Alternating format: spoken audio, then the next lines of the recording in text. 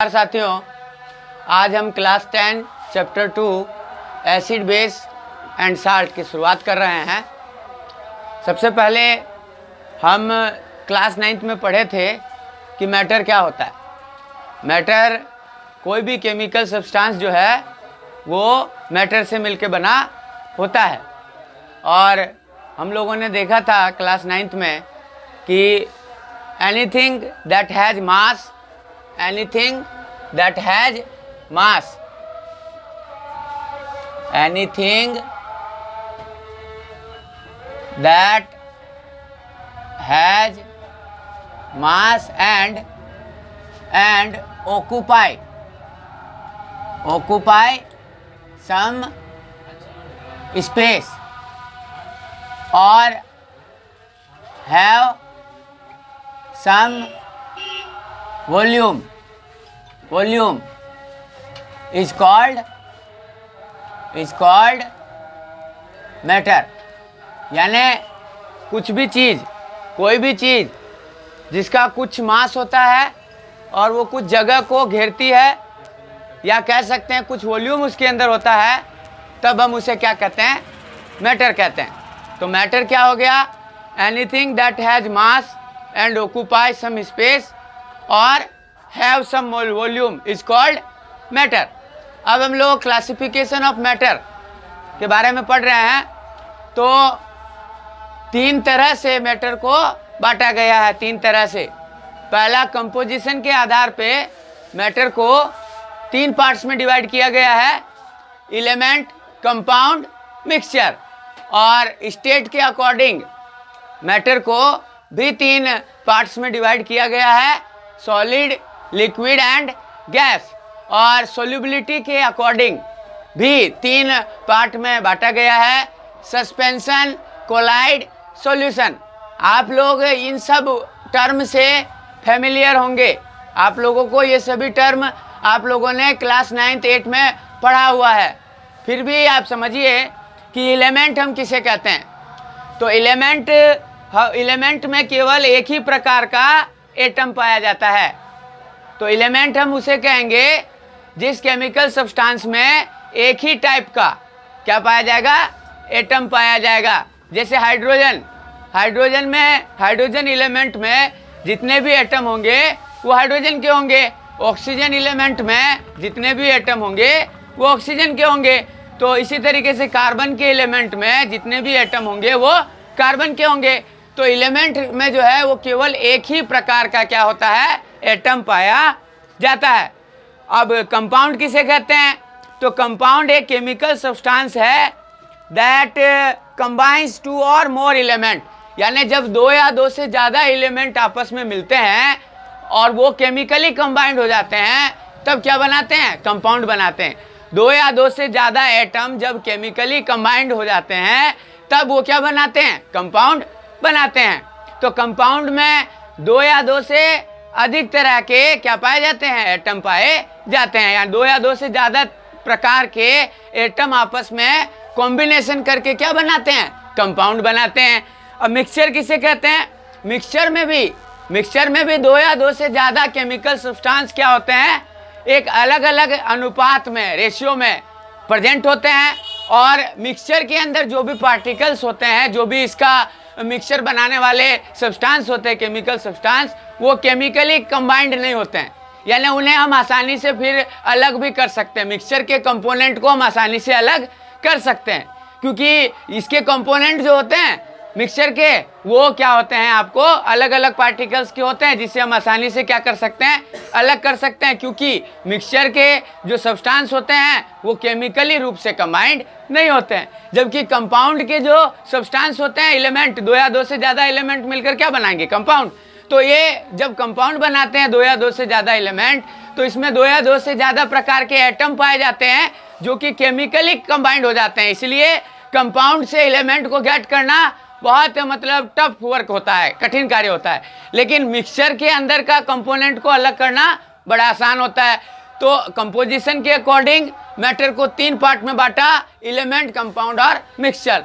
State के according भी matter को 3 भागों में बांटा गया है, सॉलिड, लिक्विड और गैस। जैसा कि आपने पिछले क्लास में पढ़ा था कि सॉलिड के पार्टिकल्स जो होते हैं वो टाइटली पैक्ड होता है और उनके पार्टिकल के बीच में जो स्पेस पाया जाता है, इंट्रामोलिकुलर स्पेस, वो सॉलिड में कम होता है, लिक्विड में सॉलिड से ज़्यादा होता है और गैस में इंट्रामोलिकुलर स्पेस सबसे ज़्यादा होता है। तो इंट्रामोलिकुलर स्पेस सॉलिड में कम होता है, इसलिए इसके जो पार्टिकल्स होते हैं, सॉलिड के पार्टिकल्स, उनके बीच में इंट्रामोलिकुलर फोर्स ज़्यादा वर्क करता है। इसी तरीके से लिक्विड में इंट्रामोलिकुलर फोर्स जो है वो सॉलिड से कम होता है और गैस से ज़्यादा होता है और गैस में इंट्रामोलिकुलर फोर्स सबसे कम होता है। तो इस वजह से सॉलिड के जो पार्टिकल्स होंगे वो जो है वो फ्री नहीं होते हैं, इसलिए उनकी काइनेटिक एनर्जी कम होती है। और लिक्विड के पार्टिकल्स, क्योंकि इनका इंट्रामोलिकुलर स्पेस बिटवीन पार्टिकल कुछ ज़्यादा पाया जाता है, इसलिए इनको ज़्यादा खाली स्थान मिलता है, जिससे इनके एटम जो है वो मूव कर सकते हैं। यानी इनके अंदर जो भी मैटर, मतलब इसके अंदर जो भी पार्टिकल होंगे, लिक्विड के पार्टिकल, उनकी काइनेटिक एनर्जी सॉलिड से ज़्यादा होगी और गैस से क्या होगी, कम होगी। और गैस के पार्टिकल्स का काइनेटिक एनर्जी सबसे ज़्यादा होगी। इसी तरीके से सॉलिड का शेप, साइज और वॉल्यूम तीनों क्या होता है, फिक्स होता है, जबकि लिक्विड का वॉल्यूम तो फिक्स होता है लेकिन शेप और size according to container change होता है। और गैस का तो ना तो वॉल्यूम आपको सेम रहता है और ना ही इसका साइज, शेप जो है वो फिक्स रहता है। तो इस तरीके से देखा हमने, स्टेट के अकॉर्डिंग भी मैटर को 3 भागों में बांटा, सॉलिड, लिक्विड और गैस। अब सोल्यूबिलिटी के अकॉर्डिंग जो है वो मैटर को फिर से 3 भागों में बांटा गया है। कौन कौन सा? Suspension, colloid, solution. ये सब टर्म आप क्लास 9th में पढ़े थे। अब सबसे पहले आप देखिए कि कोई भी सॉल्यूशन जो बनता है तो वो सॉल्यूशन में क्या क्या चीज़ें पाई जाती है। सॉल्यूशन बनने के लिए जो है वो पहली चीज़ चाहिए होती है सॉल्वेंट और दूसरी चीज़ चाहिए होती है सॉल्यूट, और ये दोनों आपस में रिएक्शन करके बनाते हैं सॉल्यूशन। ये तो हम छोटे क्लासों से पढ़ते हुए आ रहे हैं कि सॉल्यूशन जो है वो सॉल्वेंट में सॉल्यूट के डिजोल्व होने से बनता है। तो जब सस्पेंशन में क्या होता है, सॉल्यूट के पार्टिकल बहुत बड़े होते हैं तो आसानी से हमें ये सॉल्यूशन में दिखाई देने लग जाते हैं। क्या बोला मैंने कि सस्पेंशन के जो सॉल्यूट पार्टिकल होते हैं, एक बार फिर से समझ लीजिए, सस्पेंशन का सॉल्यूट पार्टिकल जो होता है वो बड़ा होता है, इसे आसानी से हम लोग क्या कर सकते हैं, देख सकते हैं। और जब कोलाइड की हम बात करेंगे तो कोलाइड के सॉल्यूट पार्टिकल जो होते हैं वो सस्पेंशन से छोटे लेकिन सॉल्यूशन से क्या होते हैं, बड़े होते हैं। और सॉल्यूशन के जो है, सॉल्यूशन के अंदर सॉल्यूट पूरी तरीके से सॉल्वेंट के अंदर डिजॉल्व हो जाता है, तो हम लोग सॉल्यूट को नहीं देख पाते हैं सॉल्यूशन के अंदर, क्योंकि इसके पार्टिकल जो होते हैं वो बहुत छोटे होते हैं। इस वजह से आसानी से ये सॉल्वेंट के पार्टिकल के बीच का जो फ्री स्पेस होता है उसमें अपनी जगह ले लेते हैं। तो सस्पेंशन में क्या होता है, सॉल्यूट का पार्टिकल बड़ा होता है, कोलाइड में मॉडरेट अमाउंट का होता है और सॉल्यूशन में बहुत छोटा सॉल्यूट का पार्टिकल होता है। तो सोल्यूबिलिटी के अकॉर्डिंग भी मैटर को 3 भागों में बांटा, सस्पेंशन, कोलाइड और सॉल्यूशन। अब आप देखिए टाइप ऑफ मिक्सचर के कितने तरह होते हैं, कितने टाइप होते हैं मिक्सचर के। तो मिक्सचर के 2 टाइप होते हैं, होमोजीनस मिक्सचर और हेट्रोजीनस मिक्सचर। अब होमोजीनस मिक्सचर में क्या होता है कि जो भी मिक्सचर के कॉन्स्टिट्यूट पार्टिकल्स हैं, यानी जो भी केमिकल सब्सटेंस आपस में मिक्सचर बना रहे हैं, होमोजीनस मिक्सचर, तो उस मिक्सचर का कंपोजिशन जो है वो यूनिफॉर्मली पूरे सॉल्यूशन में डिस्ट्रीब्यूट हो जाता है। यानी होमोजीनस मिक्सचर का कंपोजिशन जो है वो यूनिफॉर्मली सॉल्यूशन में क्या हो जाता है, आपका डिस्ट्रीब्यूट हो जाता है। फॉर एग्जांपल, एक एग्जांपल लें, अगर हम वाटर लें और उसमें चीनी या नमक, शुगर या साल्ट को अगर हम डिजोल्व करें, तो डिजोल्व करने के बाद हमें शुगर या साल्ट उस पानी में दिखाई नहीं देता है, वो पूरी तरीके से क्या हो जाता है, डिजोल्व हो जाता है, उसका कंपोजिशन क्या हो जाता है, यूनिफॉर्म हो जाता है। इसलिए वो कौन सा मिक्सचर हो गया, होमोजीनियस मिक्सचर हो गया। तो होमोजीनियस मिक्सचर का कंपोजिशन जो है वो पूरे सॉल्यूशन में यूनिफॉर्मली क्या हो जाता है, डिस्ट्रीब्यूट हो जाता है। जबकि हेट्रोजीनियस मिक्सचर का कंपोजिशन जो है वो नॉन यूनिफॉर्म मतलब डिस्ट्रीब्यूट होता है। जैसे वाटर के अंदर हम अगर सॉइल को घोलेंगे तो हम तो जानते हैं कि सॉइल के कुछ पार्टिकल छोटे होते हैं, कुछ बड़े होते हैं, कुछ मॉडरेट साइज के होते हैं पार्टिकल। तो कुछ पार्टिकल तो वाटर में घुल जाएगा जिस वजह से उस पानी का कलर हो जाएगा मटमैला, और लेकिन जो बड़े बड़े पार्टिकल्स होंगे, स्टोन होंगे, वो सभी पेंदी के अंदर क्या हो जाएंगे, बैठ जाएंगे। तो उस लिक्विड का कंपोजिशन हमें सेम दिखाई नहीं देगा। तो ऐसा मिक्सचर जिसका कंपोजिशन यूनिफॉर्म तरीके से पूरे सॉल्यूशन में नहीं फैला हुआ है उसे हम लोग कहेंगे हेट्रोजीनियस मिक्सचर। और ऐसा मिक्सचर जिसका कंपोजिशन जो है वो पूरे सॉल्यूशन में यूनिफॉर्म तरीके से फैला हुआ है उसे हम लोग क्या कहेंगे, होमोजीनियस मिक्सचर कहेंगे। अब टाइप ऑफ कंपाउंड, हम तो पता लगाएं कि कंपाउंड जो होता है वो 2 या 2 से ज़्यादा एलिमेंट के कंबाइन से बनता है, जो कि केमिकली कंबाइंड हो जाता है। 2 या 2 से ज़्यादा एलिमेंट जब केमिकली कंबाइंड हो जाते हैं तो क्या बनाते हैं, कंपाउंड बनाते हैं। तो कंपाउंड 2 तरह से बनता है। पहला कंपाउंड होता है आपको कोवेलेंट कंपाउंड, और दूसरा होता है आपको आयोनिक कंपाउंड। तो टाइप ऑफ कंपाउंड जो है वो 2 तरह के होंगे, कोवेलेंट और आयोनिक। अब इसमें होता क्या है कि कोवेलेंट कंपाउंड जो है वो कोवेलेंट बॉन्ड से बनते हैं। कोवेलेंट बॉन्ड एक स्पेशल तरीके का केमिकल बॉन्ड होता है। कोवेलेंट बॉन्ड क्या होता है, एक स्पेशल तरीके का केमिकल बॉन्ड होता है जिसमें अलग अलग एलिमेंट जो है वो इलेक्ट्रॉन के पेयर का क्या करते हैं, पार्टनरशिप करते हैं, साझेदारी करते हैं। यानी जो इलेक्ट्रॉन कोवेलेंट बॉन्ड के अंदर पाए जाने वाले जो भी एलिमेंट हैं वो एलिमेंट आपस में क्या करते हैं, इलेक्ट्रॉन का शेयरिंग करते हैं, इलेक्ट्रॉन का शेयरिंग करते हैं। और वो जो शेयर पेयर ऑफ इलेक्ट्रॉन होता है वो दोनों कंपाउंड या दोनों एलिमेंट, जो एलिमेंट मिलकर कंपाउंड बनाए हैं उन दोनों में जो है वो काम में आता है। तो कोवेलेंट कंपाउंड हम उसे कहेंगे ऐसे कंपाउंड जो कि कोवेलेंट बॉन्ड से बने हुए हैं। और कोवेलेंट बॉन्ड क्या होता है, यह एक केमिकल बॉन्ड होता है जिसमें इलेक्ट्रॉन का क्या होता है, शेयरिंग होता है बिटवीन द एलिमेंट। एलिमेंट्स के बीच में इलेक्ट्रॉन का क्या होता है, शेयरिंग होता है, जिसे हम लोग कोवेलेंट बॉन्ड कहते हैं। और ऐसे कंपाउंड जो कोवेलेंट बॉन्ड से बनते हैं उसे हम लोग क्या कहते हैं, कोवेलेंट कंपाउंड कहते हैं। इसी तरीके से आयोनिक कंपाउंड क्या होता है, तो आयोनिक कंपाउंड में क्या होता है कि इलेक्ट्रॉन का शेयरिंग नहीं होता है। 2 तरह के आयंस बनते हैं, पहला जिसे हम लोग कहते हैं कैटायन और दूसरा जिसे हम लोग कहते हैं एनायन, पॉजिटिव आयन और नेगेटिव आयन। तो पॉजिटिव आयन जो है वो इलेक्ट्रॉन को फुली क्या कर देता है, डोनेट कर देता है, किसे, नेगेटिव आयन को। और नेगेटिव आयन पूरी तरीके से जो पॉजिटिव आयन के द्वारा इलेक्ट्रॉन दिया गया उसको क्या कर लेता है, वो ग्रहण कर लेता है। तो आयोनिक कंपाउंड में क्या होता है, इलेक्ट्रॉन का कंप्लीट जो है वो या तो कंप्लीट इलेक्ट्रॉन दिया जाता है या कंप्लीट इलेक्ट्रॉन लिया जाता है, वो इलेक्ट्रॉन की शेयरिंग नहीं होती है। तो ऐसे कंपाउंड जो आयोनिक बॉन्ड से बने हुए हैं उन्हें हम लोग कहेंगे ionic compound. Is that clear, समझ गए आप।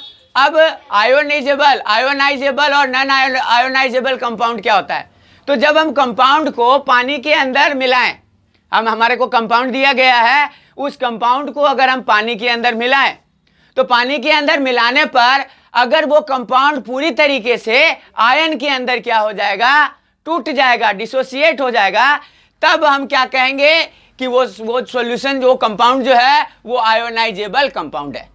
तो आयोनाइजेबल कंपाउंड हम किसे कहेंगे, ऐसा कंपाउंड जिसे अगर हम वाटर में डिजोल्व कर दें तो वो कंपाउंड उसके आयन में पूरी तरीके से क्या हो जाएगा, टूट जाएगा, तब हम उस कंपाउंड को कहेंगे आयोनाइजेबल कंपाउंड। जैसे NaCl, KCl, HCl, sodium chloride, hydrogen chloride, potassium hydroxide, ये सब क्या करेंगे, अगर इनको अगर हम वाटर में अगर डिजोल्व करेंगे तो ये NaCl जो है वो कैसे टूट जाएगा, NaCl टूट जाएगा आपको Na+ और Cl- में।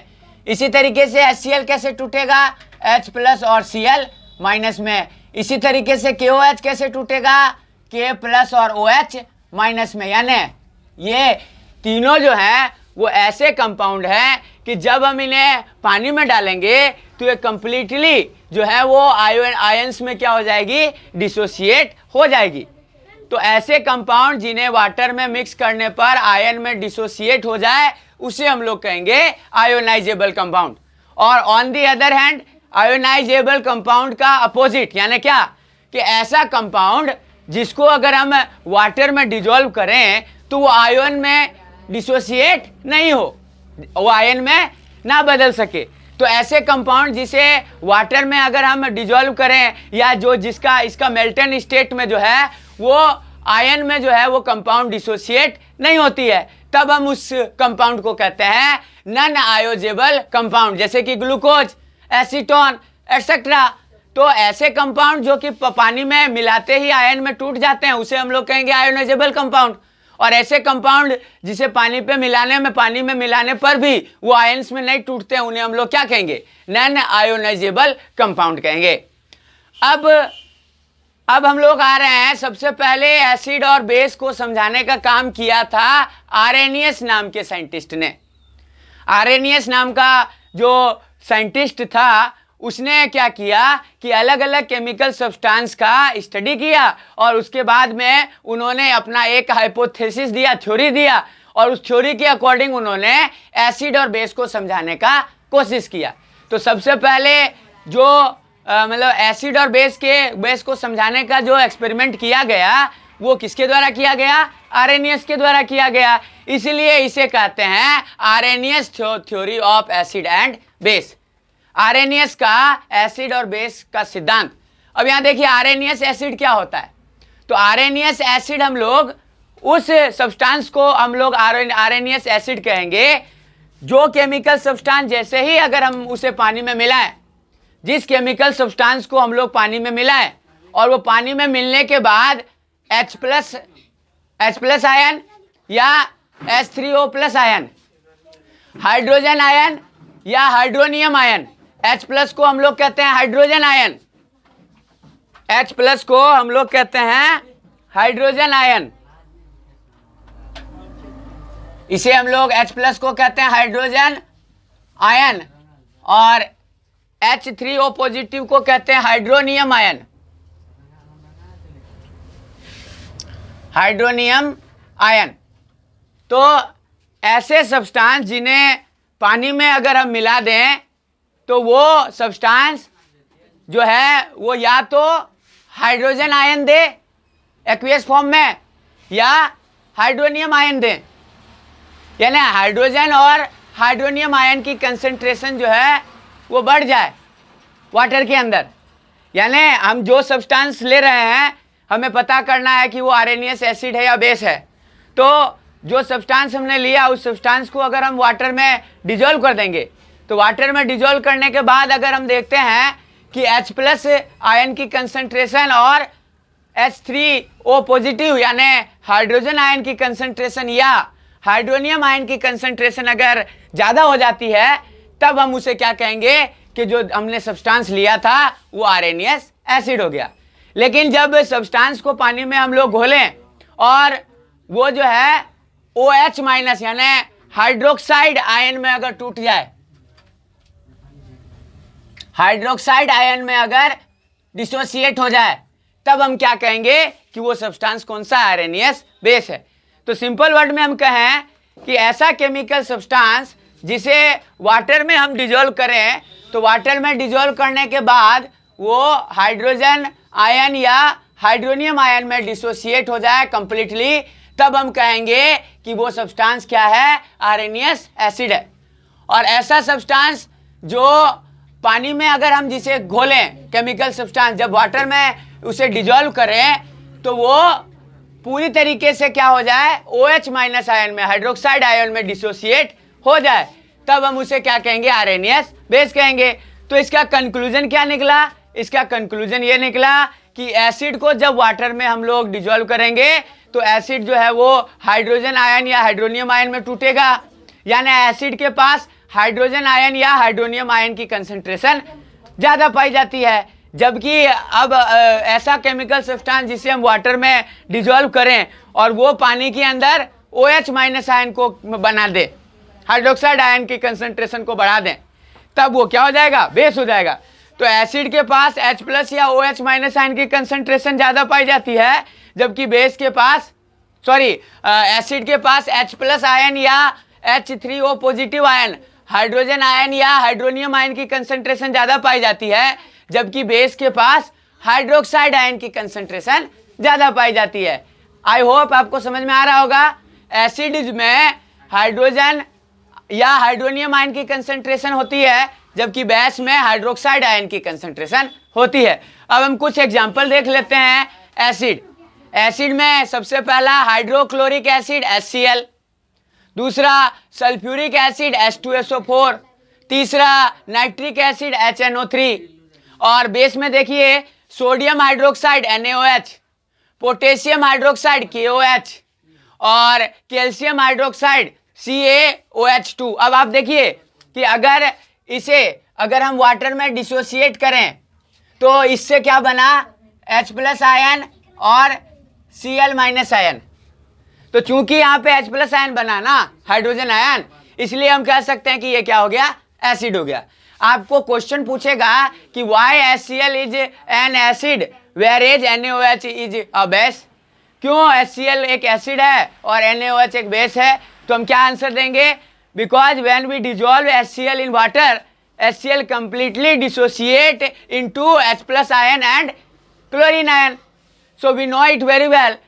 Any chemical substance which provide H plus ion in the solution, that is acid. So HCl is acid.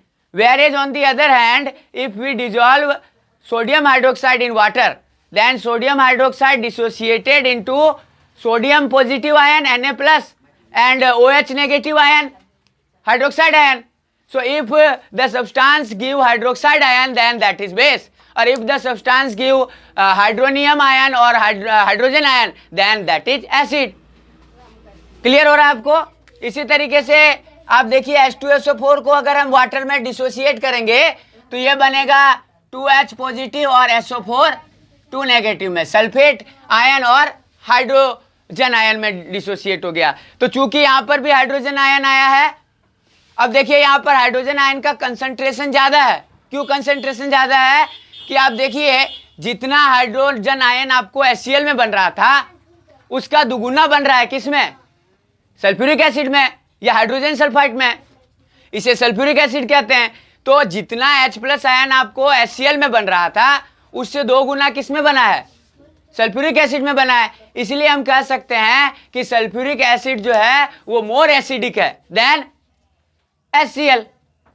Sulphuric acid जो है वो HCl से क्या है, ज्यादा एसिडिक नेचर में। कोई भी केमिकल सब्सटेंस कितना एसिडिक नेचर में है, वो वीक है या स्ट्रॉन्ग है, ये डिटरमाइन करती है कि वो H प्लस आयन कितना किसी सॉल्यूशन में दे रही है। तो हमने जब H2SO4 को वाटर में डिजोल्व किया तो हमने देखा H प्लस आयन की कंसंट्रेशन ज़्यादा आई, इसलिए हम कह सकते हैं कि H2SO4 क्या है, एक स्ट्रॉन्ग एसिड हो गया। और ऐसा सब्सटेंस जो H प्लस आयन का कम कंसंट्रेशन देगा तो वो क्या हो जाएगा, वीक एसिड हो जाएगा। इसका जस्ट अपोजिट, ऐसा सब्सटेंस जो वाटर सॉल्यूशन में OH माइनस आयन का कंसंट्रेशन ज़्यादा देगा तो वो हो जाएगा स्ट्रॉन्ग बेस, और अगर OH माइनस आयन का कंसंट्रेशन कम देगा तब वो हो जाएगा वीक बेस। तो यहाँ पर हमने देखा कि अब जैसे सोडियम हाइड्रोक्साइड को अगर हम वाटर में डिजोल्व करेंगे तो ये आप देखिए Na प्लस सोडियम पॉजिटिव और हाइड्रोक्साइड नेगेटिव आयन में डिसोसिएट हो जाएगा। इसी तरीके से पोटेशियम हाइड्रोक्साइड को करेंगे तो K प्लस और OH माइनस आयन में डिसोसिएट हो जाएगा। इसी तरीके से अगर कैल्शियम हाइड्रोक्साइड को करेंगे तो Ca2 पॉजिटिव और 2OH नेगेटिव यानी हाइड्रोक्साइड आयन में डिसोसिएट हो जाएगा। तो जब कोई सॉल्यूशन जब कोई केमिकल सब्सटेंस वाटर के अंदर हाइड्रोक्साइड आयन देगा तो वो हो जाएगा बेस, और जब कोई केमिकल सब्सटेंस वाटर के सॉल्यूशन में हाइड्रोजन या हाइड्रोनियम आयन देगा तो वो हो जाएगा एसिड। तो एसिड जो है HCl, H2SO4 या HNO3, इन तीनों को जब हम वाटर में डिजोल्व करेंगे तो इन तीनों से हाइड्रोजन आयन बन रहा है, इसलिए ये तीनों क्या हो जाएंगे, एसिड हो जाएंगे। जबकि सोडियम हाइड्रोक्साइड, पोटेशियम हाइड्रोक्साइड और कैल्शियम हाइड्रोक्साइड को जब हम वाटर में डिजोल्व करेंगे तो ये हाइड्रोक्साइड आयन बनाएगा, इसलिए ये क्या हो गए, बेस हो गए। That's all for today's class.